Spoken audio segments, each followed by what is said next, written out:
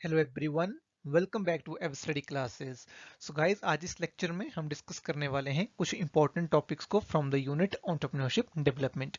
हम उन टॉपिक्स को डिस्कस करेंगे जो आपके एग्जाम पॉइंट ऑफ व्यू से काफी इंपॉर्टेंट है और जहां से फ्रीक्वेंटली हमने देखा है कि क्वेश्चंस एग्जाम्स में आते रहे हैं। तो स्टार्ट करते हैं हमारा आज का ये discussion on entrepreneurship development. EveryStudy classes has various courses for exam preparation. आप इन कोर्सेज को चेकआउट कर सकते हो on EveryStudy classes website as well as on app.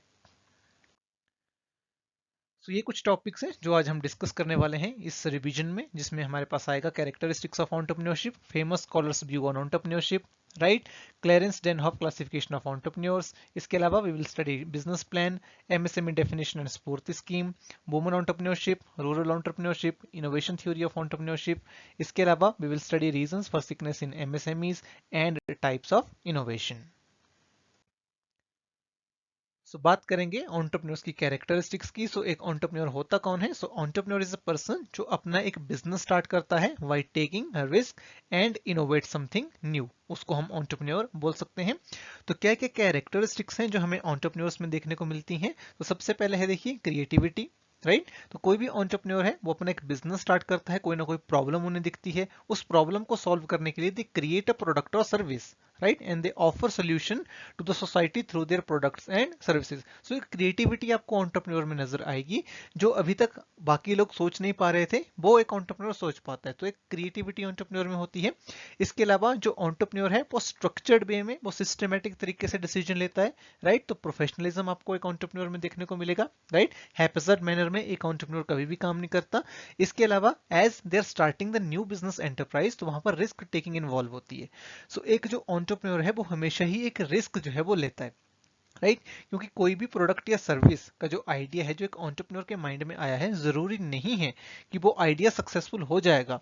तो एक रिस्क टेकिंग जो है वो वहां पर इन्वॉल्व होती है। इसके अलावा एंटरप्रेन्योर्स में आपको पैशन देखने को मिलेगा किसी पर्टिकुलर चीज के लिए। आप देखोगे कि जो भी सक्सेसफुल एंटरप्रेन्योर्स हैं, जिस भी फील्ड में वो काम कर रहे होते हैं, राइट, उस पर्टिकुलर फील्ड के लिए उनका एक पैशन होता है, वो उस पर्टिकुलर एरिया में काम करना चाहते हैं। उस पैशन से फिर वो एक बिजनेस एंटरप्राइज जो है वो निकल करके आता है, राइट। एंटरप्रेन्योर्स में आपको पैशन देखने को मिलेगा। एंटरप्रेन्योर्स डिसीजन लेने के लिए किसी के ऊपर डिपेंडेंट नहीं होते हैं, दे आर इंडिपेंडेंट, राइट। इसके अलावा they have hunger for knowledge. जो भी सक्सेसफुल एंटरप्रेन्योर्स हैं, आप देखेंगे कि उनमें एक हंगर होता है टू लर्न समथिंग न्यू। अगर रेगुलर बेसिस के ऊपर वो लर्न करते रहेंगे तभी वो एक नया प्रोडक्ट या सर्विस क्रिएट कर पाएंगे, राइट। एंटरप्रेन्योर्स में एक हंगर फॉर नॉलेज आपको देखने को मिलेगा।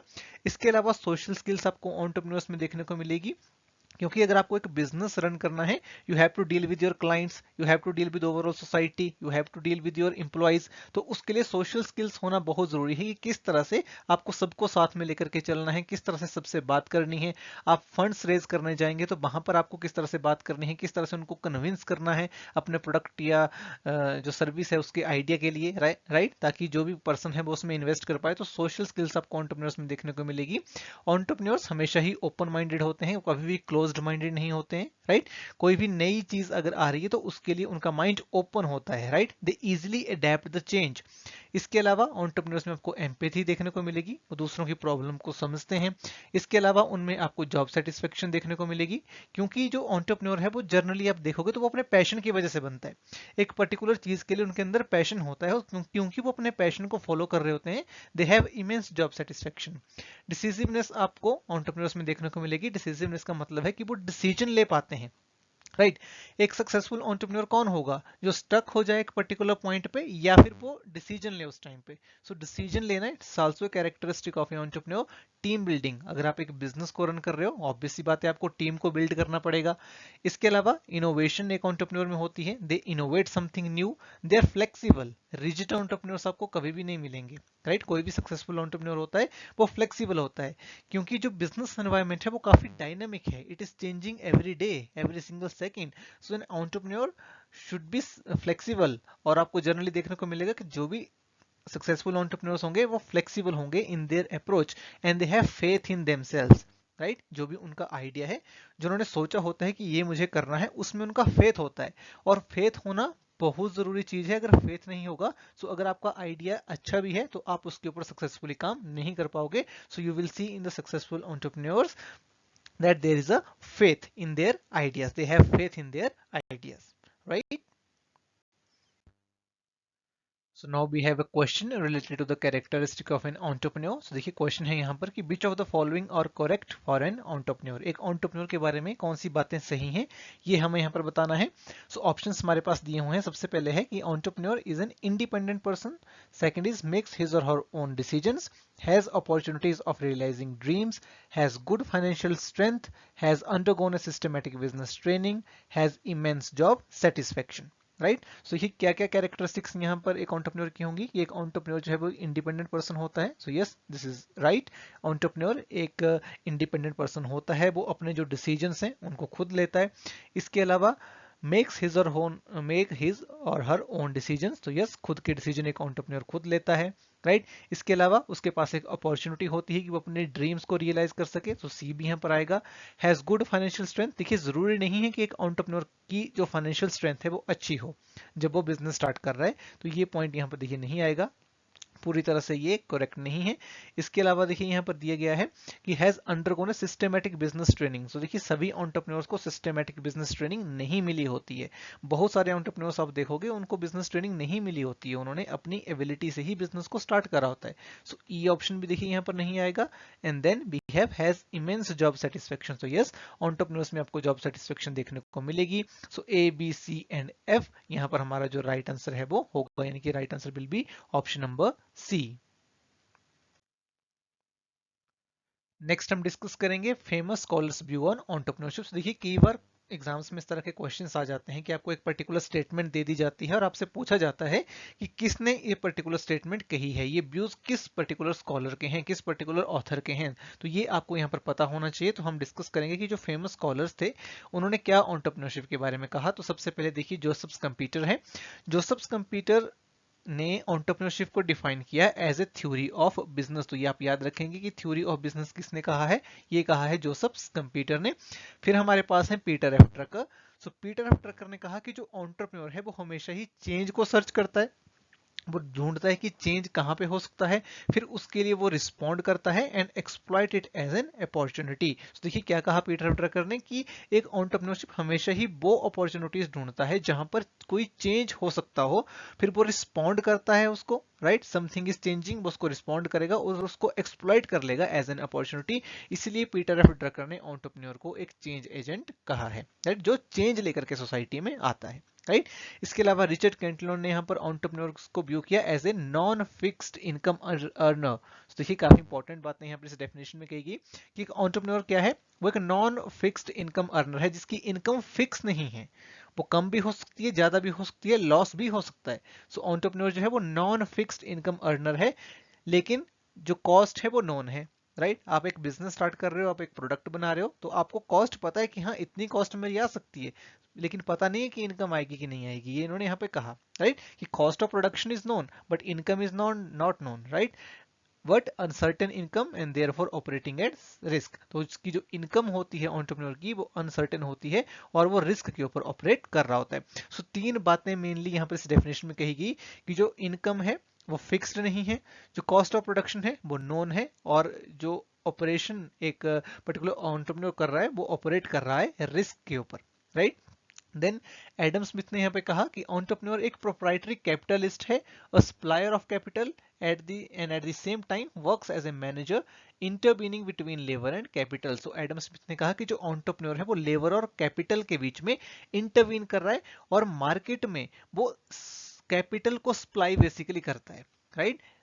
तो क्या एडम स्मिथ ने कहा कि जो एंटरप्रेन्योर है वो लेबर और कैपिटल के बीच में एक मैनेजर की तरह इंटरवीन करता है और मार्केट में वो कैपिटल को सप्लाई कर रहा है बेसिकली, राइट. तो एक प्रोप्राइटरी कैपिटलिस्ट एडम स्मिथ ने एंटरप्रेन्योर को कहा.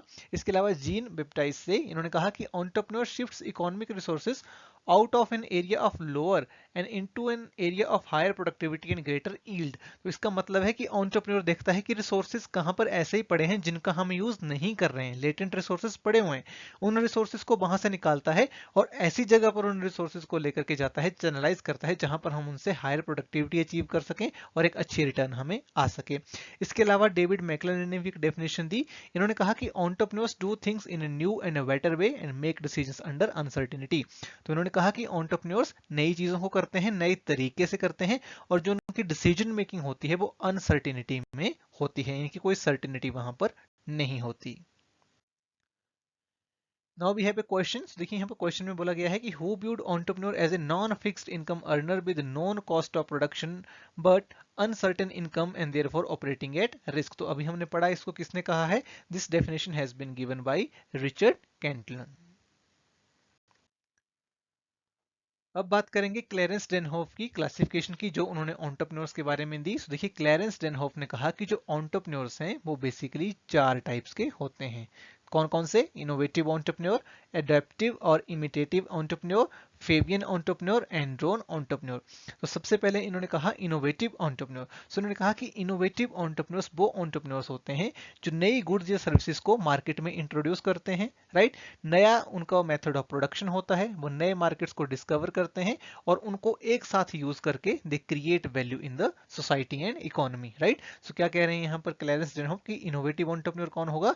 जो कुछ ना कुछ नया कर रहा है, या तो वो नया प्रोडक्ट या सर्विस मार्केट में ला रहा होगा, या वो कोई नया मार्केट डिस्कवर कर रहा है, या वो ऑर्गेनाइजेशन को नए तरीके से चलाने के तरीके ढूंढ रहा है, राइट। या फिर नया मेथड ऑफ प्रोडक्शन है उसके पास, या फिर उसने कोई रिसोर्स ऐसा ढूंढ लिया है रॉ मटेरियल का जो पहले किसी ने ढूंढा नहीं था। तो ये कहा है क्लेरेंस डेनहोफ ने अबाउट द इनोवेटिव एंटरप्रेन्योर्स। तो पहली जो कैटेगरी है इस क्लासिफिकेशन में, दैट इज इनोवेटिव एंटरप्रेन्योर, जो कुछ नया डिस्कवर यहाँ पर कर रहा है। सेकंड आती है इमिटेटिव एंटरप्रेन्योर। ये वो एंटरप्रेन्योर्स होते हैं जो सक्सेसफुल इनोवेटिव जो एंटरप्रेन्योर्स होते हैं, उन्होंने जो चीजें इंट्रोड्यूस करी होती हैं उसको इमिटेट करते हैं, राइट। यानी कि जो भी चीजें, जो भी प्रोडक्ट या सर्विस, जो भी नए तरीके इनोवेटिव एंटरप्रेन्योर्स ने सर्च किए, ये उनको इजीली अडेप्ट जो है वो कर जाते हैं, इसलिए इनको अडेप्टिव एंटरप्रेन्योर्स भी कहा जाता है, इमिटेटिव एंटरप्रेन्योर्स भी कहा जाता है। यानी कि ये इमिटेट कर रहे हैं, जो चेंज लेकर के आए हैं इनोवेटिव एंटरप्रेन्योर्स। इसके अलावा हमारे पास आते हैं फेबियन एंटरप्रेन्योर। सो फेबियन एंटरप्रेन्योर्स जो है, इनकी जो अप्रोच है वो काफी कॉशियस होती है, राइट। जो भी चेंज होता है ये उसको इतनी आसानी से इंप्लीमेंट नहीं कर पाते हैं, इतनी आसानी से अडॉप्ट नहीं कर पाते हैं, राइट। इनकी जो डीलिंग्स होती हैं, ये किस तरह से काम करते हैं, that are determined by the custom, right, religion, tradition and past practices. यानी कि जो पहले से चला आ रहा है हमें वही फॉलो करना है, हमें कुछ नया नहीं करना है, ये अप्रोच होती है फेबियन एंटरप्रेन्योर्स की, राइट। ये तब तक चेंज नहीं होते हैं जब तक इन्हें ये ना लग जाए कि इनका जो सर्वाइवल है वो खतरे में है, राइट। सो जो फेबियन एंटरप्रेन्योर्स हैं, जो पहले चला आ रहा था वैसे ही सब कुछ चलता रहेगा, वैसे ही अपने ऑर्गेनाइजेशन को रन करेंगे पास्ट प्रैक्टिसेस के बेस के ऊपर, उनके कस्टम्स के बेस के ऊपर, राइट। लेकिन जब इनके सर्वाइवल पे खतरा आ जाएगा तो उस टाइम पर ये चेंज करने की कोशिश करते हैं। जब तक इनके सर्वाइवल पे कोई रिस्क नहीं है तब तक ये ऑर्गेनाइजेशन में कोई चेंज नहीं करते हैं। इसके अलावा है ड्रोन एंटरप्रेन्योर। ड्रोन एंटरप्रेन्योर होते हैं जो चेंज करते ही नहीं है, मार्केट में कुछ भी हो जाए, बिजनेस एनवायरनमेंट कितना भी चेंज क्यों ना हो जाए, ये अपने एग्जिस्टिंग मेथड्स को चेंज नहीं करते हैं, and even they are ready to suffer the loss as well, right. So ये एक बेसिक डिफरेंस यहाँ पर फेबियन और ड्रोन एंटरप्रेन्योर्स में है। इन दोनों की अप्रोच सेम ही होती है कि जो पहले चला आ रहा था हम वैसे ही चलते रहेंगे, हम चेंज नहीं करेंगे। लेकिन जो फेबियन एंटरप्रेन्योर है वो चेंज हो जाएगा जब उसे लगेगा कि उसका सर्वाइवल रिस्क पे है। लेकिन जो ड्रोन एंटरप्रेन्योर है ये बिल्कुल भी चेंज नहीं होता है, अगर इन्हें लॉस भी हो जाए ये तब भी अपने पुराने मेथड के हिसाब से ही काम करते हैं। तो ये बेसिक डिफरेंस है फेबियन एंटरप्रेन्योर और ड्रोन एंटरप्रेन्योर का, जो आपने याद रखना है। Now we have question to solve. हमारे पास यहाँ पर जो क्लेरेंस डेनहॉफ ने क्लासिफिकेशन दी है वो चारों टाइप्स के एंटरप्रेन्योर्स मेंशन है, हमें उनके सही मीनिंग के साथ यहाँ पर इन्हें मैच करना है। तो देखिए सबसे पहले दिया गया है इंडस्ट्री लीडर्स। इंडस्ट्री लीडर्स कौन होंगे? जो इनोवेटिव एंटरप्रेन्योर्स हैं वो इंडस्ट्री लीडर्स होते हैं। Found in the places where there is a lack of resources. तो जहां पर रिसोर्सेज नहीं है वहां पर आपको इमिटेटिंग एंटरप्रेन्योर्स देखने को मिलेंगे, राइट। क्योंकि जो इनोवेटिव एंटरप्रेन्योर्स करेंगे ये उसको अडेप्ट करते हैं, राइट। रिलेक्टेंट टू चेंज कौन होते हैं? जो बिल्कुल भी चेंज होना नहीं चाहते वो होते हैं drone entrepreneurs, right. And sceptical about changes to be made in the organisation, ये होंगे फेबियन एंटरप्रेन्योर्स। तो ये तब चेंज कर लेंगे जब इनके सर्वाइवल पे रिस्क होगा, इसलिए हमारा राइट आंसर यहाँ पर हो जाएगा option number A. Now we are going to discuss business plan and its elements, right? So what is a business plan? So business plan is basically a formal statement of plans of an enterprise, right? तो एक enterprise को हमें किस तरह से run करना है, right. क्या क्या हमारे प्लान्स होंगे वो सारे कहाँ मेंशन होते हैं, वो मेंशन होते हैं बिजनेस प्लान में। और इसलिए बिजनेस प्लान हमारा हो जाता है एक formal statement of plan of an enterprise कि किस तरह से हम एक एंटरप्राइज को रन करेंगे। Right. It explain business goals of the enterprise and means to achieve those goals, कि हमारे क्या गोल्स हैं, हम क्या करना चाह रहे हैं और कैसे हम उन गोल्स को अचीव करेंगे। जनरली एक एंटरप्रेन्योर बिजनेस प्लान कब बनाता है, जब वो बिजनेस को स्टार्ट कर रहा होता है और उसे फंडिंग की रिक्वायरमेंट होती है। राइट। तो उस टाइम पर बेसिकली बिजनेस प्लान बनाया जाता है। तो एक फॉर्मल स्टेटमेंट ये बनाई जाती है जिसमें बिजनेस गोल्स मेंशन करे जाते हैं और उन गोल्स को हम कैसे अचीव करेंगे। इसके अलावा जो एक बिजनेस है उसकी क्या स्ट्रेंथ्स होंगी, राइट, क्या क्या वीकनेसेस हैं, किस तरह की अपॉर्चुनिटीज फ्यूचर में मिलने वाली हैं और क्या थ्रेट्स वो फेस करने वाले हैं, ये सारी चीजें बिजनेस प्लान में मेंशन होती हैं। राइट। जो देखिए बिजनेस प्लान है ये एंटरप्राइज टू एंटरप्राइज डिफर करता है। राइट। क्यों डिफर करता है, क्योंकि हर बिजनेस जो है वो अलग होता है। राइट। सभी का जो ऑर्गेनाइजेशन स्ट्रक्चर है उसकी जो कॉम्प्लेक्सिटी का लेवल है अलग होगा, प्रोडक्ट एंड सर्विसेज जो है वो अलग होंगी, प्रोडक्ट की जो डिमांड है वो अलग होगी, लेकिन जो देखिए बेसिक एलिमेंट्स है बिजनेस प्लान के वो सेम ही रहते हैं। राइट। हर एंटरप्राइज के हिसाब से बिजनेस प्लान को आप मॉडिफाई कर सकते हो, लेकिन जो बेसिक एलिमेंट्स हैं, यानी कि एक बिजनेस प्लान जब आप बना रहे हो, आपको फंडिंग की रिक्वायरमेंट है, आपने बिजनेस प्लान लेकर के जाना है, तो उसमें जो बेसिक चीजें हैं वो हमेशा होनी चाहिए। तो वो बेसिक एलिमेंट कौन कौन से होते हैं ये अब हम यहाँ पर डिस्कस करेंगे। देखिए these are the basic elements of a business plan, जिसमें हमारे पास आती है executive summary, description of business, market plan, material description, operational plan, management plan, financial plan and contingency plan. तो देखिए सबसे पहले है हमारे पास एग्जीक्यूटिव समरी। तो जो देखिए जो फॉर्मेट होता है हमारे बिजनेस प्लान का उसमें सबसे पहले आती है एग्जीक्यूटिव समरी, लेकिन ये बात आपने याद रखनी है कि ये लिखी सबसे एंड में जाती है। राइट। एग्जीक्यूटिव समरी आप कब लिखेंगे, जब पूरा बिजनेस प्लान आप बना लेंगे, लेकिन जब आप प्रेजेंट करेंगे बिजनेस प्लान को, जिसको फॉर्मेट होगा, उसमें सबसे पहले नंबर पर एग्जीक्यूटिव समरी आती है। इसके बाद हमारा आता है डिस्क्रिप्शन ऑफ बिजनेस, जिसमें हम बिजनेस के बारे में बताते हैं। राइट। हमारा जो एंटरप्राइज है उसका नाम क्या है, उसके प्रोडक्ट्स क्या होने वाले हैं, उसकी सर्विसेज क्या होने वाली हैं, हमने कहाँ पे मार्केट में गैप देखा, क्या हमारी क्या अपॉर्चुनिटी हमें दिखी जिसकी वजह से हम ये पर्टिकुलर बिजनेस जो है वो करने जा रहे हैं, ये सारी बातें डिस्क्रिप्शन ऑफ बिजनेस में लिखी जाती हैं। इसके अलावा हमारे पास आता है मार्केट प्लान। इसमें हम लिखते हैं कि किस तरह से हम अपने प्रोडक्ट एंड सर्विसेज को मार्केट करेंगे, वो कौन से एरियाज होंगे जहां पर हम अपने प्रोडक्ट को सेल करेंगे, किस मार्केट को हम टारगेट करने जा रहे हैं। राइट। और हमारी ओवरऑल मार्केटिंग स्ट्रेटेजीज क्या होने वाली हैं। इसके अलावा मटेरियल डिस्क्रिप्शन, यानी कि जो हम प्रोडक्ट बनाने जा रहे हैं उसके लिए रॉ मटेरियल हम कहां से लेंगे और क्या क्या मटेरियल उसके लिए रिक्वायर्ड होगा और उसकी ओवरऑल कॉस्ट हमारी क्या आएगी, सो मटेरियल डिस्क्रिप्शन आता है। इसके अलावा किस तरह से प्रोडक्ट को प्रोड्यूस करा जाएगा, हमारी जो प्लांट की लोकेशन है वो कहां पे होगी, किस तरह की मशीनरीज हम लगाने वाले हैं। राइट। ये ऑपरेशनल प्लान में आता है। इसके अलावा किस तरह से हम बिजनेस को रन करने वाले हैं, उसका जो स्ट्रक्चर है वो कैसा होने वाला है। राइट। जो रिपोर्टिंग स्ट्रक्चर है वो किस तरह का होगा, ये सारी चीजें आती हैं हमारे मैनेजमेंट प्लान में। इसके अलावा कितने फंड्स की रिक्वायरमेंट हमें होगी, ओवरऑल सेल्स हमारी कितनी हो सकती है, कितनी आरओआई हम यहाँ पर टारगेट करके चल रहे हैं। राइट। जो इनिशियल हमारी इन्वेस्टमेंट है वो कितने टाइम में रिकवर हो जाएगी, ये सारी चीजें हमारी फाइनेंशियल प्लान में आती हैं। और अगर कुछ नया हो जाए, बिजनेस एनवायरनमेंट चेंज हो जाए, कोई रिस्क अराइज हो जाए, तो उससे हम कैसे डील करेंगे, कैसे उसको टैकल करेंगे, ये चीज आती है हमारी कॉन्टेंजेंसी प्लान में। तो ये हमारे कुछ बेसिक एलिमेंट्स होते हैं जो हर बिजनेस प्लान में आपको देखने को मिलेंगे। सो एक इंपॉर्टेंट चीज है यहाँ पर जो आपने याद रखनी है कि जो एग्जीक्यूटिव समरी है ये बिजनेस प्लान की प्रोसेस में हम लिखते इसको सबसे एंड में है, लेकिन प्रेजेंट ये सबसे पहले करी जाती है। Now we have a question related to the business plan. तो देखिए यहाँ पर बोला गया है the correct sequence in a business plan can be। तो करेक्ट सीक्वेंस हमारे बिजनेस प्लान की क्या होगी। तो देखिए यहाँ पर बोला जा रहा है executive summary, details about the entrepreneur, marketing and economic details, financial details and human resource details. तो देखिए सबसे पहले इसमें क्या आएगा, सबसे पहले हमारे पास आएगा details about the entrepreneur. Right. तो इनकी सबसे पहले हमारे पास आएगा बी। उसके बाद हमारी आएगी मार्केटिंग एंड इकोनॉमिक डिटेल्स यानी कि C, then human resource details which is E, then we will write about financial result and at the end we write about the executive summary। so right answer हमारा होगा यहाँ पर option number B. Right. सो right जो हमारी sequence है वो है B C E D A. तो देखिए यहाँ पर एक और सीखने वाली बात अगेन यहाँ पर ये है कि क्वेश्चन में क्या पूछा जा रहा है, आपसे फॉर्मेट पूछा जा रहा है या प्रोसेस पूछी जा रही है। अगर आपसे फॉर्मेट पूछा जाता तो एग्जीक्यूटिव समरी सबसे पहले आती। राइट। लेकिन देखिए यहाँ पर पूछा जा रहा है कि सीक्वेंस क्या है बिजनेस प्लान को बनाने की। तो जब आप बिजनेस प्लान बनाने बैठोगे तो सबसे पहले एंटरप्रेन्योर के बारे में आएगा, यानी कि बिजनेस की डिस्क्रिप्शन आएगी।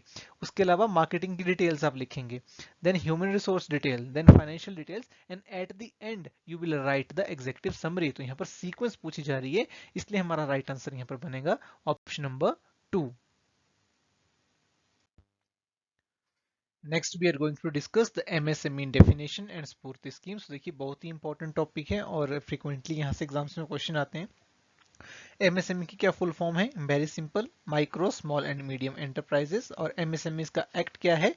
एमएसएमईडी एक्ट 2006, और इसकी फुल फॉर्म है micro small and medium enterprises development act 2006। और इसके अकॉर्डिंग हम एमएसएमई को क्लासीफाई कर सकते हैं टू डिविजन्स में, दो तरीके से, manufacturing enterprises and service enterprises. Manufacturing enterprises जो जो गुड्स होती हैं, जो प्रोडक्ट्स होते हैं, उनकी मैन्युफैक्चरिंग और प्रोडक्शन में इन्वॉल्व होती हैं। और सर्विस एंटरप्राइजेस में वो एंटरप्राइजेस आते हैं जो सर्विसेज प्रोवाइड कर रहे होते हैं, राइट। तो देखिए जो डेफिनेशन है एमएसएमईज की वो 2020 में चेंज हुई थी, तो दोनों ही ये आपको देखिए पता होनी चाहिए। तो जो पहले डेफिनेशन होती थी वो मैन्युफैक्चरिंग एंटरप्राइजेस के लिए अलग होती थी और सर्विसेज के लिए अलग होती थी, राइट। और जो क्राइटेरिया था इन्वेस्टमेंट का वो भी देखिए यहाँ पर अलग अलग से दिया गया है कि जो माइक्रो एंटरप्राइजेस हैं, अगर मैन्युफैक्चरिंग है तो अप टू 25 लाख हम माइक्रो बोलेंगे, और सर्विसेज में अप टू 10 लाख। इसी तरह से स्मॉल होता था 25 lakh to 5 crore in manufacturing and 10 lakh to 2 crore in services. और मीडियम होता था 5 to 10 crore in manufacturing and 2 crore to 5 crore in services. लेकिन जून 2020 में जो डेफिनेशन चेंज हुई उसमें दोनों को क्लब कर दिया गया, मैन्युफैक्चरिंग और सर्विसेज को। अब अलग से डेफिनेशन हमारे पास नहीं है, बस इन्वेस्टमेंट का यहाँ पर जो है वो डिफरेंस है बेसिकली यहाँ पे, राइट। सो माइक्रो एंटरप्राइज हम किसे बोलेंगे? जिसकी जो इन्वेस्टमेंट है वो 1 करोड़ तक की हो और जो ओवरऑल टर्नओवर है वो 5 करोड़ से कम हो। इसके अलावा स्मॉल किसको बोलेंगे?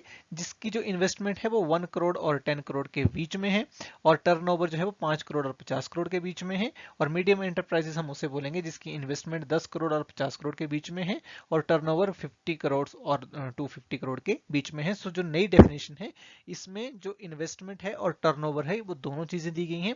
पहले डेफिनेशन में सिर्फ इन्वेस्टमेंट हुआ करती थी, तो ये जो डिफरेंस है ये आपको यहाँ पर पता होना चाहिए।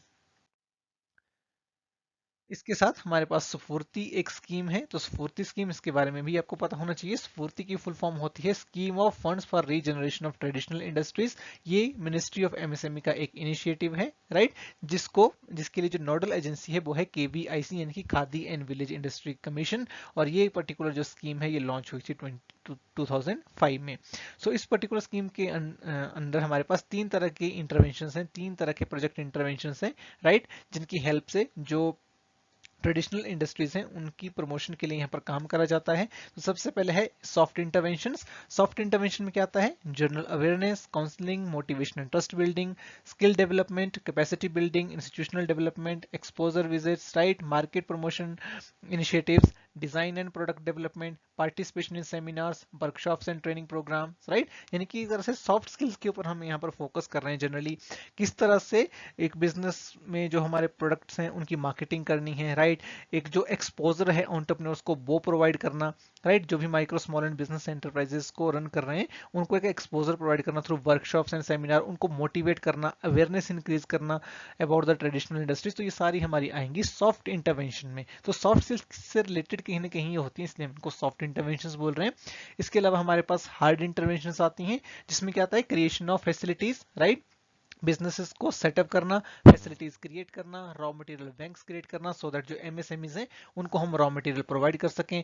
जो प्रोडक्शन का हमारा इंफ्रास्ट्रक्चर है उसको अपग्रेड करना, नई टूल्स और टेक्नोलॉजी को एमएसएमईज में लेकर के आना, वेयर हाउसिंग फैसिलिटीज क्रिएट करना, ट्रेनिंग सेंटर्स को डेवलप करना, राइट। और इसके अलावा value addition and processing centres को क्रिएट करना। तो ये सारे हमारे पास आते हैं हार्ड इंटरवेंशन में। इसके अलावा we have thematic intervention.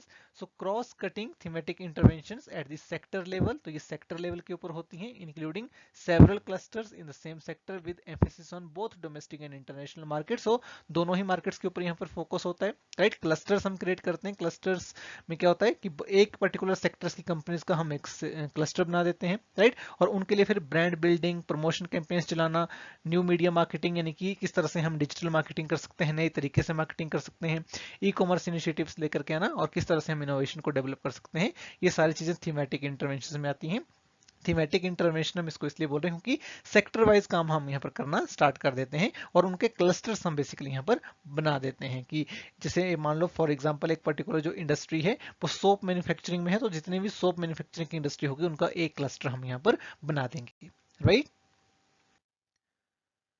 So now we have question here. So for this scheme of fund for regeneration of traditional industries is implemented by, so आपको बताना है कि कौन implement करता है स्फूर्ति स्कीम को। ऑप्शंस दिए गए हैं union ministry of traditional industries, national agricultural cooperative marketing federation, federation of Indian chamber of commerce and industry, and fourth is union ministry of micro small and medium enterprises. और right answer हमारा यहाँ पर हो जाएगा option number D. और इसकी nodal agency कौन है ये भी आप याद रखेंगे, नोडल एजेंसी इज KBIC यानी कि Khadi village and industrial commission.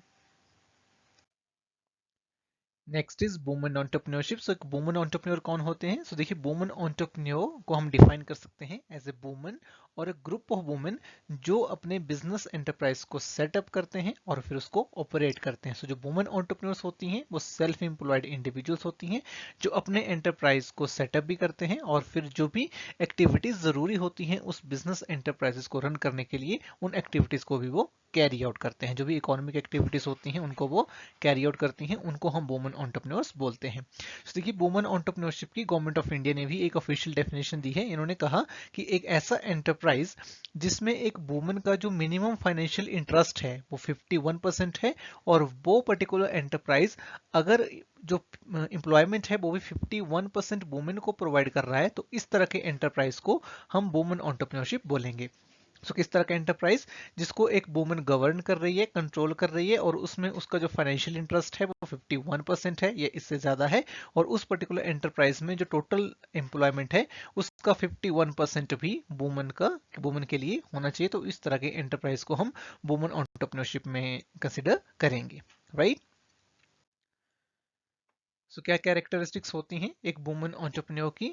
सबसे पहले हमारे पास आएगा एम्प्लॉयमेंट टू वुमन। देखिए जब भी एक वुमन एंटरप्रेन्योर बनती है तो सबसे बड़ा बेनिफिट जो सोसाइटी में होता है वो ये है कि जो दूसरी वुमेन्स हैं उनको भी एम्प्लॉयमेंट अपॉर्चुनिटीज मिलती हैं, right. They are risk takers, obvious सी बात है। If someone is carrying out a particular business, setting up a business enterprise, तो रिस्क तो वहां पर आएगा ही, राइट। बिकॉज जिस भी प्रोडक्ट या सर्विस को आप बना रहे हो ये सोच के कि इसकी डिमांड फ्यूचर में होगी, पॉसिबिलिटी है कि डिमांड ना हो तो रिस्क होता है। So woman entrepreneur is a good organiser as well, right, because organisation में बहुत सारी चीजों को मैनेज करना होता है।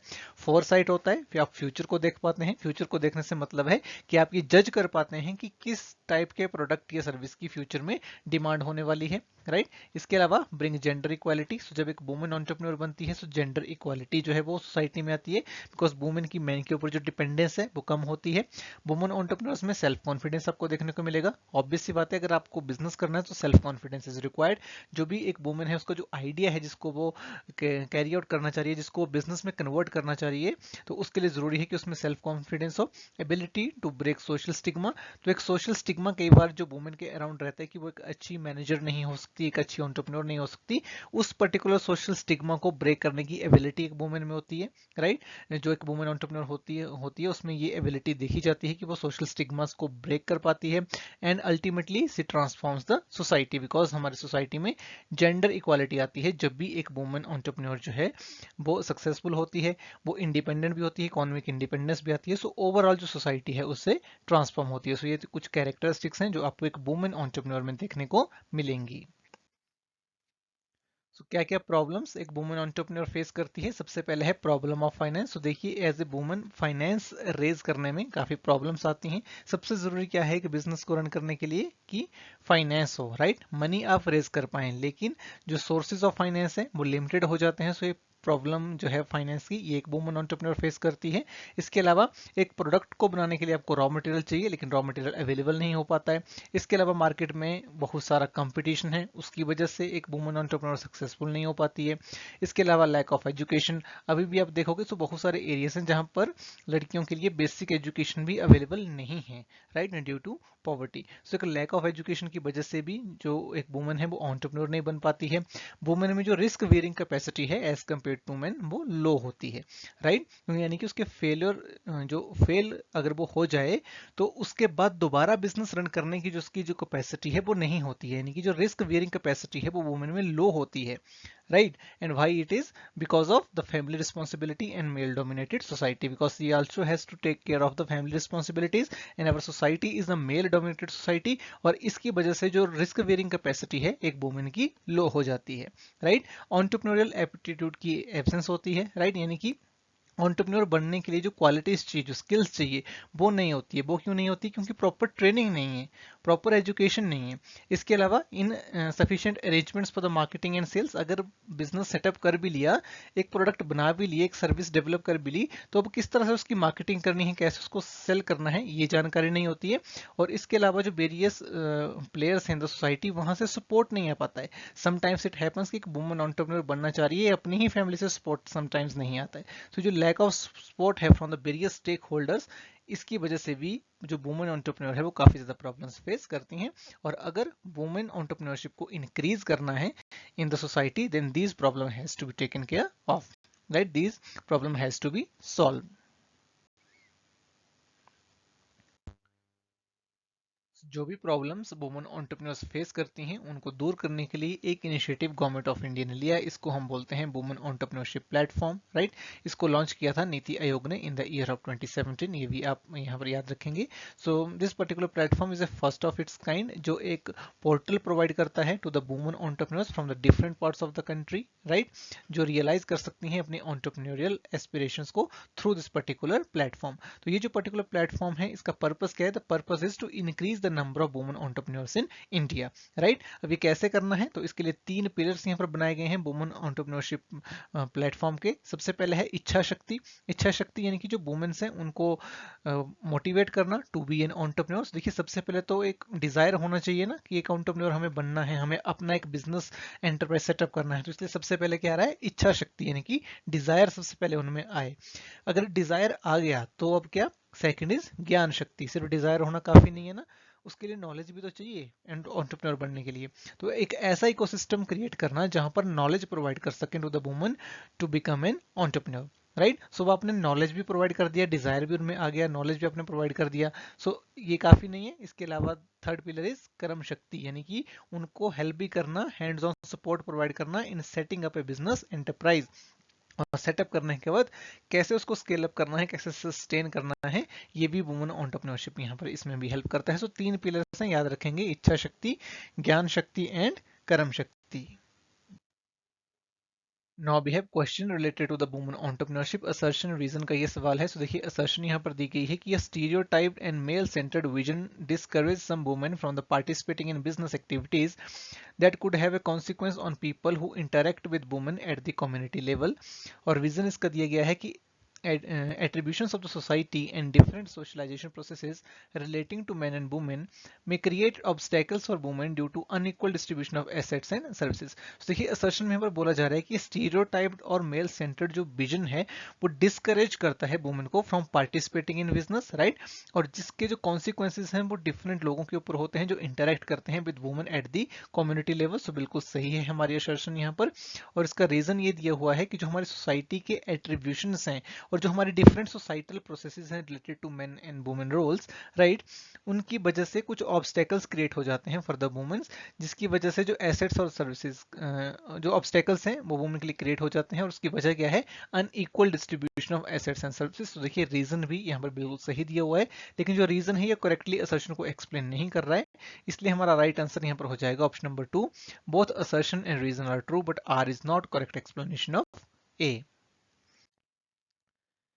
Now we have rural entrepreneurship. So rural entrepreneurs कौन होते हैं? रूरल एंटरप्रेन्योर्स वो एंटरप्रेन्योर्स होते हैं जो एंटरप्रेन्योरियल एक्टिविटीज को कैरी आउट करते हैं in the villages areas, in the rural areas, right? जो बिजनेसेस को सेटअप करते हैं, इंडस्ट्रीज को सेटअप करते हैं in the rural sector of the economy, उनको हम रूरल एंटरप्रेन्योर्स बोलते हैं। सो रूरल एंटरप्रेन्योरशिप की यहाँ पर देखिए एक डेफिनेशन भी दी गई है। सो KVIC यानी कि Khadi village and industries commission, इसके अंडर जितनी भी इंडस्ट्रीज आती हैं उनको हम रूरल इंडस्ट्रीज बोल सकते हैं। और KVIC के अकॉर्डिंग विलेज इंडस्ट्री या फिर रूरल इंडस्ट्री हम किसे बोलेंगे? जो रूरल एरियाज में लोकेटेड हो, जहां की जो पॉपुलेशन है वो 10,000 से ज्यादा नहीं होनी चाहिए, राइट?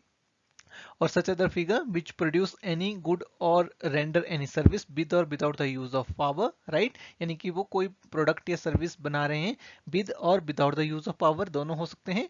और जो फिक्स्ड कैपिटल इन्वेस्टमेंट पर हेड ऑफ आर्टिसन और या फिर वर्कर है वो 1000 रुपीज से इंक्रीज नहीं होना चाहिए। सो तीन चीजें देखिए यहाँ पर इस डेफिनेशन में है कि जो पॉपुलेशन है वो 10,000 से कम हो, वो कोई प्रोडक्ट या सर्विस बना रहे हो विद और विदाउट यूज ऑफ पावर, और इसके साथ जो फिक्स्ड कैपिटल इन्वेस्टमेंट पर हेड ऑफ आर्टिसन या वर्कर है वो 1000 रुपीज से जो है वो एक्सीड नहीं करनी चाहिए, राइट। फिर इस पर्टिकुलर डेफिनेशन को थोड़ा सा इसका जो स्कोप है वो गवर्नमेंट ऑफ इंडिया ने फिर बढ़ा दिया और एक नई डेफिनेशन यहाँ पर निकल करके आई जहां पर बोला गया कि कोई भी इंडस्ट्री जो रूरल एरियाज में लोकेटेड है जिसकी पॉपुलेशन 20,000 से कम है और जो इन्वेस्टमेंट है प्लांट एंड मशीनरी में वो अगर 3 करोड़ से कम है, अगर ये कंडीशंस मीट हो जाती हैं तो उसे हम विलेज इंडस्ट्री बोलेंगे।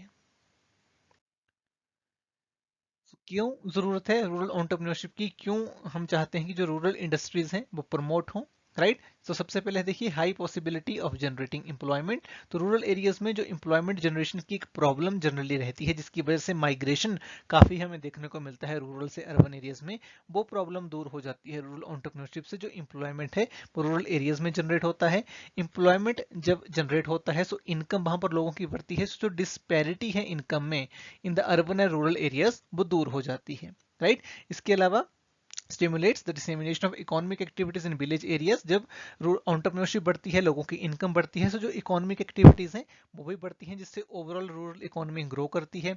इसके अलावा आर्ट कल्चर और क्रिएटिविटी प्रमोट होती है। आप जनरली देखोगे रूरल एरियाज में बहुत सारे ऐसे स्मॉल स्केल इंडस्ट्रीज होती हैं, बहुत सारे ऐसे आर्टिसंस होते हैं जो आर्ट्स में काफी अच्छे होते हैं, राइट। जो आर्ट से रिलेटेड प्रोडक्ट्स बनाते हैं, जो कल्चरल हेरिटेज रिलेटेड प्रोडक्ट्स को बनाते हैं, जो काफी क्रिएटिव प्रोडक्ट्स को बनाते हैं, इस तरह की इंडस्ट्रीज आपको काफी देखने को विलेजेस में मिल जाएंगी। बहुत सारे विलेजेस को हेरिटेज विलेजेस भी बोला जाता है, राइट। तो वो भी उससे प्रमोट होता है। ओवरऑल जो इकोनॉमिक डेवलपमेंट है नेशन की वो होती है, right.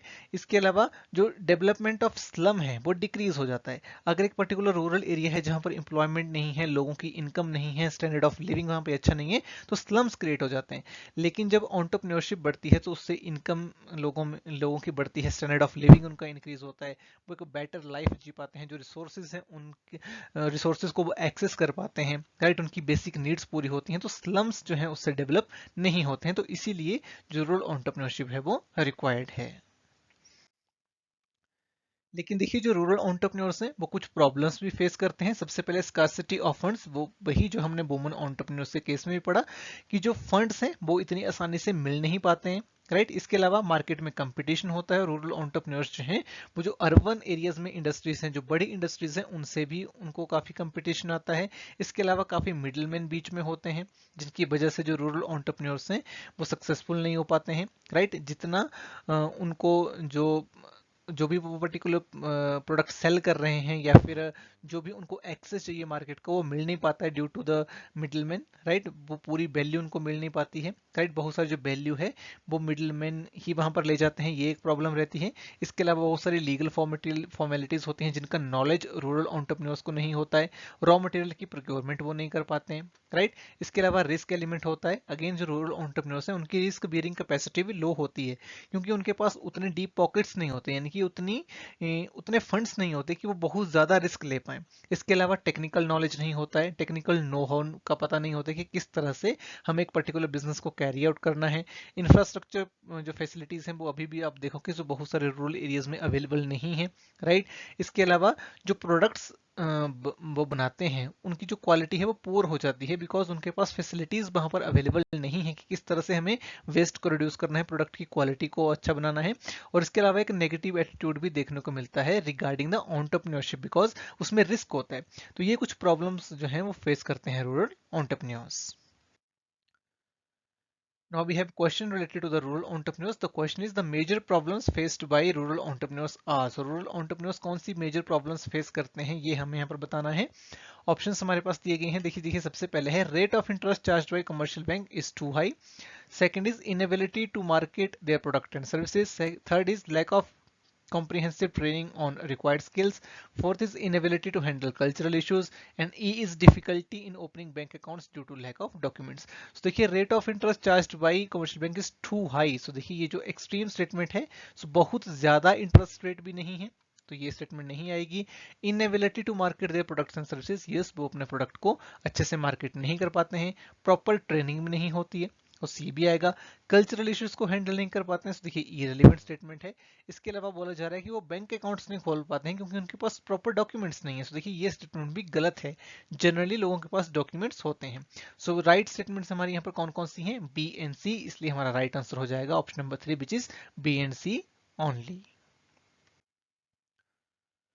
Now we will discuss innovation theory of entrepreneurship. देखिए इनोवेशन जो थ्योरी है एंटरप्रेन्योरशिप की, इस पर्टिकुलर थ्योरी को दिया है जोसेफ स्कम्पीटर ने, ये आपने याद रखना है। So he consider entrepreneurship as a catalyst that disrupt the stationary circular flow of economy and thereby initiates and sustain the process of development. So क्या ये इस पर्टिकुलर थ्योरी में कह रहे हैं, ये कह रहे हैं कि एंटरप्रेन्योरशिप जो है वो डिसरप्ट करता है stationary circular flow of economy की, जिस तरह से चीजें चल रही हैं उसको वो डिसरप्ट कर देता है, वो कुछ नया वहां पर लेकर के आता है जो पहले हमने नहीं देखा था। राइट तो ये इनोवेशन थ्योरी में कहा जा रहा है कि जो एक एंटरप्रेन्योर है वो इनोवेशन लेकर के आता है, कुछ नया लेकर के आता है, इकोनॉमी को डिसरप्ट करता है। राइट सो जो जोसेफ कंप्यूटर थे, इन्होंने इनोवेशन के कंसेप्ट को इंट्रोड्यूस किया as a key factor in entrepreneurship, right, in addition to risk and organising factor of production. तो उन्होंने कहा कि जो प्रोडक्शन के फैक्टर्स हैं, राइट, उनको तो एक एंटरप्रेन्योर ऑर्गेनाइज करता ही है, वो रिस्क तो लेता ही है, लेकिन इसके अलावा जो सबसे इंपॉर्टेंट फैक्टर है एक पर्टिकुलर एंटरप्रेन्योर के बनने का, वो है इनोवेशन। इनोवेशन वहां पर होनी चाहिए। राइट इन्होंने एंटरप्रेन्योरशिप को एक क्रिएटिव एक्टिविटी के रूप में बताया, और 5 फंक्शंस यहाँ पर इन्होंने इनोवेशन के बताए। इन्होंने कहा कि 5 तरह की इनोवेशंस हैं जो एक एंटरप्रेन्योर करता है। कौन कौन सी? सबसे पहले उन्होंने बताया कि introduction of a new product, या तो एंटरप्रेन्योर एक नया प्रोडक्ट लेकर के आ जाता है, राइट, यानी कि ऐसा प्रोडक्ट वो लेकर के मार्केट में आता है जो अभी एग्जिस्ट नहीं करता है, जिसके बारे में हम अवेयर नहीं है, राइट, या फिर वो जो एग्जिस्टिंग प्रोडक्ट है उसकी कोई नई क्वालिटी को डेवलप कर देता है, या फिर वो एक नया मेथड इंट्रोड्यूस करता है प्रोडक्शन का, यानी कि ऐसे तरीके से प्रोडक्ट बनाता है जो अभी तक हमने देखा नहीं था, राइट, या फिर एंटरप्रेन्योर क्या करता है, कहां पे इनोवेशन हो सकती है, वो एक नया मार्केट ढूंढता है जहां पर प्रोडक्ट को हम सेल कर सकते हैं। इसके अलावा इनोवेशन कैसी हो सकती है, new source of supply of raw material, यानी कि ऐसे सोर्स से रॉ मटेरियल को सोर्स करना जो हमने पहले नहीं देखा था, हमें पहले नहीं पता था, या फिर नए तरीके से ऑर्गेनाइजेशन को चलाना, this is also part of innovation. याद रखेंगे 5 तरह की इनोवेशन इस थ्योरी में जोसेफ कंप्यूटर ने बताई।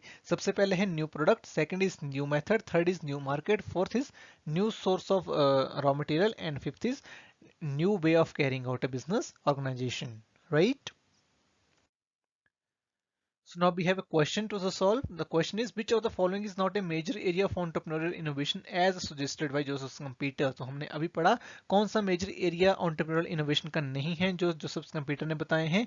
ऑप्शंस दिए गए हैं, product innovation, process innovation, market innovation and structural innovation. So right answer इस क्वेश्चन का हो जाएगा option number D, which is structural innovation. It is not a part of entrepreneurial innovation as per the Joseph Schumpeter. Now we will discuss about the industrial sickness. So industrial sickness का क्या मतलब होता है? Industrial sickness का मतलब है जब एक पर्टिकुलर इंडस्ट्री जो है वो वीक हो चुकी है, यानी कि वो प्रॉफिट्स अर्न नहीं कर पा रही है, the company fails to earn reasonable profit, इस सिचुएशन को हम बोलते हैं इंडस्ट्रियल सिकनेस। यहाँ पर होता क्या है, जो डेट इक्विटी रेशियो होता है वो कंटिन्यूसली जो है वो नीचे चला जाता है, यानी कि डेट एक पर्टिकुलर कंपनी का बढ़ता चला जाता है over the period of time, और उसकी वजह से उसके जो प्रॉफिट्स हैं वो वाइप आउट हो जाते हैं, तो इस सिनेरियो को हम इंडस्ट्री सिकनेस बोलते हैं, राइट। तो देखिए माइक्रो एंड स्मॉल एंटरप्राइजेज यानी कि MSMED एक्ट 2006 ने यहाँ पर जो इंडस्ट्रियल सिकनेस है उसकी डेफिनेशन दी है, यानी कि कब हम बोलेंगे कि एक पर्टिकुलर जो इंडस्ट्रियल यूनिट है वो सिक हो चुकी है, तो उसकी कुछ कंडीशंस यहाँ पर दी गई हैं। तो इन्होंने कहा कि if any borrower account of enterprise remains NPA for 3 months और मोर, यानी कि अगर किसी पर्टिकुलर बिजनेस यूनिट का जो अकाउंट है वो एनपीए रहता है फॉर द 3 मंथ्स, राइट, लगातार 3 मंथ तक वो एनपीए रहता है, या फिर एक और कंडीशन यहाँ पे दी गई, there is a erosion in the net worth due to accumulated losses to the extent of 50% of its net worth during the previous accounting year, यानी कि जो 50% नेटवर्थ है वो वाइप आउट हो चुकी है, right, during the previous accounting year, right, due to the accumulated losses, तो इसको अगर ये यहाँ पर जो क्राइटेरिया है दोनों में से कोई एक क्राइटेरिया यहाँ पर मीट हो जाता है तो हम बोलेंगे कि जो ये पर्टिकुलर इंडस्ट्रियल यूनिट है ये सिक यहाँ पर हो चुकी है। अब इंडस्ट्रियल सिकनेस की डेफिनेशन हम देते क्यों है, सो दैट जो बैंक्स हैं वो अर्ली स्टेज के ऊपर डिटेक्ट कर सके कि कौन सी जो इंडस्ट्रियल यूनिट है वो सिक हो रही है और टाइम पे करेक्टिव एक्शन जो है वो ले पाए। तो क्या कॉजेज होते हैं इंडस्ट्रियल सिकनेस के, तो सबसे पहले हमारे पास आते हैं इंटरनल फैक्टर्स। इसमें सबसे पहले देखिए आएगा टेक्निकल फिजिबिलिटी। टेक्निकली फिजिबिलिटी का मतलब है यानी कि आपने अच्छे से ये स्टडी नहीं किया कि ये पर्टिकुलर हमारी जो टेक्निक और प्रोडक्शन है ये सही से काम करेगी या नहीं करेगी, राइट। टेक्निकल फिजिबिलिटी में हम देखते हैं कि जो भी बिजनेस हम रन करने वाले हैं क्या हम जो प्रोडक्ट बनाना चाह रहे हैं वो हम बना भी पाएंगे या नहीं, जो टेक्निकल नो हाउ है वो हमें पूरा पता है या नहीं है। तो अगर ये चीज़ नहीं होती है, टेक्निकल फिजिबिलिटी अच्छे से हमने स्टडी नहीं करी है और हम अच्छे से प्रोडक्ट को प्रोड्यूस नहीं कर पाते हैं, सो इंडस्ट्रियल वहाँ पर सिक हो जाती है। इसके अलावा इकोनॉमिक वायबिलिटी, ये हमें चेक करना होता है कि हमारी कितनी कॉस्ट आएगी। अगर बहुत ज़्यादा कॉस्ट हमारी प्रोडक्शन की आ जाती है और सेल्स उतनी नहीं होती है तो उस केस में भी इंडस्ट्रियल यूनिट सिक हो जाती है। प्रोडक्शन मैनेजमेंट हम प्रॉपरली नहीं कर पाते हैं।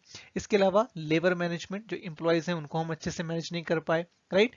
इसके अलावा मार्केटिंग हम अच्छे से नहीं कर पाए प्रोडक्ट की। इसके अलावा हमारे पास सोर्स ऑफ फंड्स नहीं है, हम फंड्स रेज नहीं कर पाए। फाइनेंशियल मैनेजमेंट हम अच्छे से नहीं कर पा रहे हैं।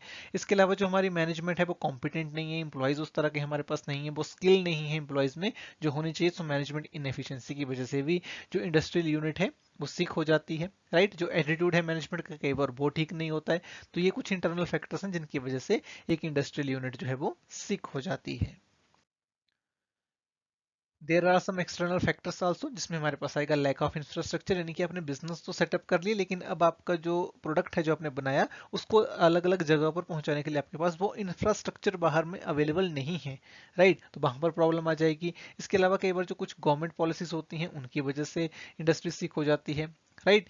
इसके अलावा मार्केट कॉन्स्टेंट्स, यानी कि मार्केट में कंपटीशन बहुत ज़्यादा है, जो डिमांड है वो प्रॉपर नहीं है। जो आप प्रिडिक्ट करके चल रहे थे कितनी डिमांड होगी वो डिमांड मार्केट से आई नहीं, राइट। जो आपका रॉ मटेरियल है उसकी कॉस्ट बढ़ गई, राइट। सो मार्केट कांस्टेंट की वजह से भी एक इंडस्ट्री सीक हो जाती है। इसके अलावा कुछ एक्सट्रेनियस फैक्टर्स होते हैं जो आपके कंट्रोल में नहीं है, यानी कि कोई नेचुरल क्लाइमेटी हो गई, कोई वॉर हो गई, तो ये चीजें आपकी कंट्रोल में नहीं है, जैसे कि पेंडेमिक आ गया। तो ये चीजें एक इंडस्ट्री के कंट्रोल में नहीं है, इसकी वजह से भी एक इंडस्ट्रियल यूनिट जो है वो सिक हो जाती है। So now we have question to solve. The question is reasons for the sickness in small scale industries in India are. So India में जो small scale industries हैं उसकी sickness के क्या reasons होते हैं ये हमें बताने हैं। So ये सबसे पहले दिया है minimal use of artificial intelligence in business. So देखिए अगर आप artificial intelligence use नहीं करोगे तो क्या industry sick हो जाएगी? So देखिए ये relevant point है, ये नहीं होगा। इसके अलावा inability to cope up with large market size, तो large market size के साथ cope up नहीं कर पाते हैं, yes it is a reason।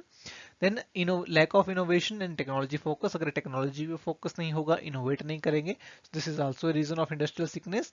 Then direct and indirect competition from foreign players, yes due to the competition भी जो industries हैं वो सीख हो जाती हैं। And absence of regulatory support, तो देखिए ये पॉइंट पूरी तरह से सही नहीं है because there are so many government schemes जो हेल्प करती हैं इंडस्ट्रीज को। जो स्मॉल स्केल इंडस्ट्रीज होती हैं उनकी डेवलपमेंट में बहुत सारी स्कीम्स हैं जो हेल्प करती हैं। सो एब्सेंस ऑफ रेगुलेटरी सपोर्ट यहाँ पर नहीं होगा। सो राइट आंसर यहाँ पर हमारा हो जाएगा बी सी डी ओनली, यानी कि ऑप्शन नंबर डी। नेक्स्ट हमारा टॉपिक है टाइप ऑफ इनोवेशन। देखिए जो इनोवेशन है ये जनरली ही हमारी चार टाइप्स की होती हैं, यहाँ से चार्ट से आपको क्लियर हो जाएगा, right. Architectural innovation, radical innovation, disruptive innovation and incremental innovation. और इनको हम क्लासिफाई कर सकते हैं दो तरीके से, based on the market and technology, right. तो सबसे पहले है देखिए हमारे पास इंक्रीमेंटल इनोवेशन। सो इंक्रीमेंटल इनोवेशन जो है ये जो एग्जिस्टिंग टेक्नोलॉजी है उसको यूटिलाइज करती है एग्जिस्टिंग मार्केट में। इंक्रीमेंटल इनोवेशन की जो चला आ रहा है उसमें कुछ नया हम ऐड करते चले जाएं over the period of time. और हम ये देखते हैं कि जो कंपनीज होती हैं वो किसी ना किसी फॉर्म में इंक्रीमेंटल इनोवेशन में इन्वॉल्व जरूर होती हैं, राइट। यानी कि यहाँ पर देखिए क्या है, जो हमारी टेक्नोलॉजी है वो भी एग्जिस्टिंग है, मार्केट भी एग्जिस्टिंग है। एग्जिस्टिंग टेक्नोलॉजी का यूज करके हम एग्जिस्टिंग मार्केट को सर्व कर रहे हैं। सेकंड हमारे पास आती है डिसरप्टिव इनोवेशन। सो डिसरप्टिव इनोवेशन को हम स्टेल्थ इनोवेशन भी बोलते हैं, जहां पर हम नई टेक्नोलॉजी को इंट्रोड्यूस करते हैं एग्जिस्टिंग मार्केट में, राइट। जो डिसरप्टिव इनोवेशन होती है, it requires enabling technology and innovative business model and a coherent value network. So एक innovative business model is required अगर हम डिसरप्टिव इनोवेशन करना चाहते हैं। तो इसमें देखिए हम कर क्या रहे हैं, हम नए मार्केट में नहीं जा रहे हैं, हम एग्जिस्टिंग मार्केट में ही सर्व कर रहे हैं, उसमें नई टेक्नोलॉजी लेकर के आ रहे हैं। सो एक स्ट्रॉन्ग वैल्यू नेटवर्क हमें यहाँ पर चाहिए इस पर्टिकुलर इनोवेशन को सक्सेसफुल बनाने के लिए, राइट। थर्ड हमारी इनोवेशन है आर्किटेक्चरल इनोवेशन। देखिए आर्किटेक्चरल इनोवेशन में हम करते क्या है, इसमें जो हमारी एग्जिस्टिंग टेक्नोलॉजी है उसको हम नए मार्केट में लेकर के जाते हैं। हम एक नया मार्केट देखते हैं और जो हमारे लेसन्स होते हैं जो हमने किसी दूसरे मार्केट में सीखे होते हैं, जो हमारी एग्जिस्टिंग स्किल्स है, ओवरऑल टेक्नोलॉजी है, उसे हम डिफरेंट मार्केट में अप्लाई करते हैं। तो इस तरह की जो इनोवेशन है उसके सक्सेसफुल होने के चांसेस ज्यादा होते हैं, क्योंकि जो ऑलरेडी नॉन टेक्नोलॉजी है हम उसी को इंट्रोड्यूस कर रहे हैं नए मार्केट में। और फिर हमारे पास आती है रेडिकल इनोवेशन। जनरली जब हम इनोवेशन की बात करते हैं तो हम रेडिकल इनोवेशन की ही बात करते हैं, जहां पर हमारी टेक्नोलॉजी भी नई है और हमारा मार्केट भी नया है। नई टेक्नोलॉजी को हम नए मार्केट में लेकर के जाते हैं और इसकी वजह से नई इंडस्ट्रीज डेवलप होती हैं, रेवोल्यूशनरी टेक्नोलॉजीज मार्केट में आती हैं। अगर मैं आपको इसका एग्जांपल दूं, जैसे एक टाइम पर एरोप्लेन्स नहीं हुआ करते थे, तो जब एरोप्लेन्स डेवलप हुए तो वो एक रेडिकल इनोवेशन थी, वो टेक्नोलॉजी भी नहीं थी और उससे एक नया मार्केट भी क्रिएट हुआ, राइट। तो इसको हम बोलते हैं रेडिकल इनोवेशन, जहां पर नई इंडस्ट्रीज डेवलप होती हैं बिकॉज हम टेक्नोलॉजी भी नई लेकर के आ रहे हैं और जो हम नई टेक्नोलॉजी लेकर के आ रहे हैं उसकी वजह से एक नया मार्केट भी वहां पर डेवलप हो रहा है। Now we have a question to solve. देखिए यहाँ पर टाइप्स ऑफ इनोवेशन हमारे पास दी गई हैं, हमें इसे मैच करना है इसके डिस्क्रिप्शन के साथ। तो सबसे पहले देखिए दिया गया है give birth to new industries. नई इंडस्ट्रीज को वर्थ कौन सी इनोवेशन देती है, radical innovation, right. Going in a new market with existing technology, this is architectural innovation. Then increases value to the customers with existing technology, this is called incremental innovation and also known as stealth innovation. Stealth innovation हम किसे कहते हैं, disruptive innovation को। So right answer इस particular question का हमारा यहाँ पर हो जाएगा ऑप्शन नंबर 2। 1 के साथ हमने मैच किया C को, 2 के साथ मैच किया D को, 3 के साथ हमने मैच किया B को और 4 के साथ हमने मैच किया A को। सो ये था हमारा आज का लेक्चर जिसमें हमने एंटरप्रेन्योरशिप डेवलपमेंट का रिवीजन किया। आई होप आपको ये लेक्चर काफी पसंद आया होगा, आपने यहाँ से बहुत कुछ सीखा होगा और आपकी जो प्रैक्टिस है वो भी अच्छे से हुई होगी। Thanks for joining, wish you all the very best.